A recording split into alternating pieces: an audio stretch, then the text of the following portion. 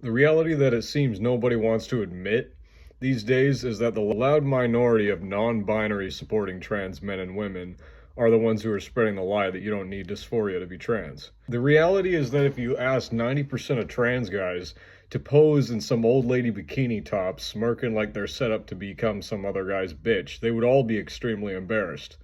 This is a form of humiliation for pretty much any man. This is torture. So why the hell is it not the same for trans men? Why do we have different standards for this? Even though statistically trans guys are about 70% on average gay or bisexual, real trans men don't want to be seen posing like chicks, dressing like chicks, talking like chicks. No trans guy wants to see himself do that because that's kind of the whole point to being trans. You know, that's why you transition. It's just in the name and all. You know, during the recent far left headlines I've been frickin' reading, you know, this whole push telling us men can get pregnant, scaring and confusing, scaring the crap out of children of both frickin' genders in the process, you know. I ended up seeing Instagram posts about that where trans guys are commenting under the post asking people to, you know, stop mentioning the idea that they can get pregnant because it makes them frickin' dysphoric.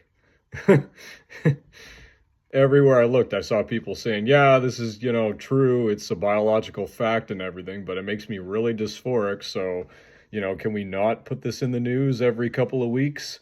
And these were Gen Z. This is the wokest generation talking. No one wants this. No one wanted this in the news pretty much ever. There's nothing transphobic about the reality that no trans man wants to be pregnant. I'd say less than 1% of trans guys will ever give birth on purpose. And that would have to be a forced situation, most likely. Because if every man on Earth could give birth, he'd still be embarrassed to do it.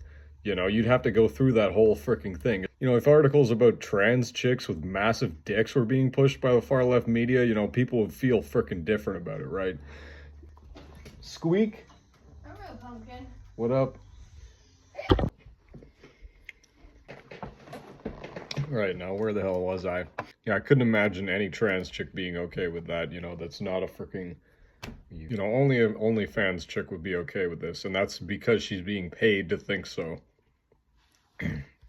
You give away a lot of rights to think things that you would actually, things that are actually, you know, true to yourself and whatnot, things that are based on how literally anyone would feel in that situation when you start a business like that. But yeah, the far left is asking us personally to harass trans men and women by asking questions about their genitalia.